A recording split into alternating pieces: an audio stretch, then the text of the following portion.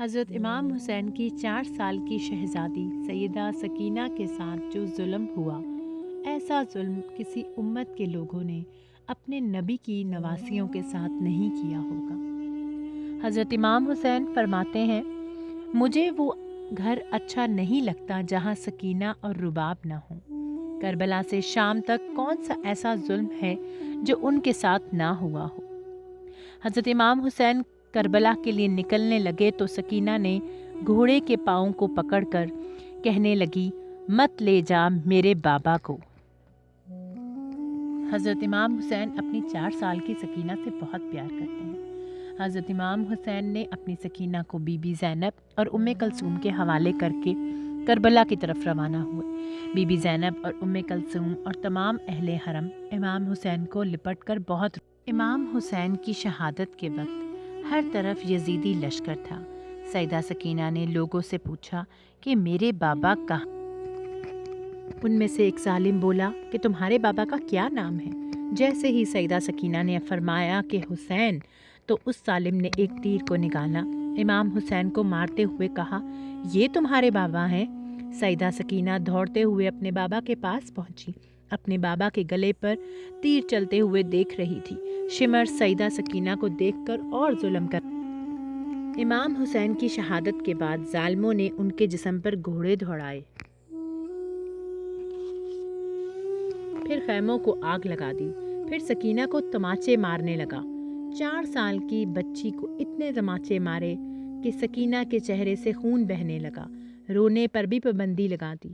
چلتے چلتے قافلہ اچانک سے رک جاتا ہے۔ جس نیزے پر امام حسین کا سر سوار تھا، وہ نیزہ آگے نہیں بڑھتا ہے، وہی نصب ہو جاتا ہے۔ شمر غصے سے بولتا ہے، تمہارے بابا آگے کیوں نہیں بڑھ رہے؟ امام سجاد نے بی بی زینب سے فرماتے ہیں، پھپھی زینب، ابا کا سر ٹھہر گیا ہے۔ سیدہ زینب نے دیکھا کہ سکینہ نہیں ہے۔ بی بی زینب اور سب سکینہ کو ڈھونڈنے لگے۔ بی بی زینب نے دیکھا کہ دور کہیں نقاب پوش سیدہ سکینہ کو لے کر کھڑی ہیں۔ بی بی زینب نے پوچھا کہ آپ کون ہیں؟ یہاں پر تو ہم پر سب ظلم کر رہے ہیں، لیکن آپ کون ہیں جو سکینہ کو پیار دے رہی ہیں؟ تو انہوں نے کہا، اپنا نقاب ہٹا کر کہنے لگی کہ میں فاطمہ ہوں، تیری ماں۔ زینب نے اپنی ماں سے لپٹ کر رونے لگی۔ سیدہ زینب بی بی سکینہ کو واپس لے کر آ گئیں۔ واپس آتے ہی شمر سکینہ کو تماچے مارنے لگا اور کہنے لگا کہ تمہاری وجہ سے پہلے ہی قافلہ رکا ہوا ہے۔ تماچا لگتے ہی بی بی زینب کو اپنے چاچا عباس یاد آ گئے۔ شمر نے بی بی سکینہ کو اونٹ پر رسی سے باندھ دیا۔ تماچے مارتے ہوئے کہنے لگا کہ اب قافلہ نہیں رکے گا اور جلد از جلد مجھے یزید کے دربار پہنچنا ہے، انعام حاصل کرنا ہے۔ حسین کے سر کو میں نے قلم کیا ہے، مجھے ہی سب سے زیادہ انعام ملے گا۔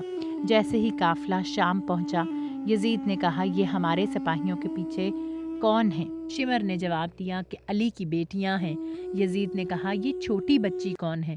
لوگوں نے کہا، یہ سکینہ ہے بنت امام حسین۔ سیدہ سکینہ دربار یزید میں ایسے کھڑی تھی، جب آپ کا ایک پاؤں نیچے ہوتا تو دوسرا اوپر، اور جب دوسرا نیچے ہوتا تو پہلا اوپر۔ یزید یہ دیکھ کر کہنے لگا، سکینہ تم اس طرح کیوں کھڑی ہو؟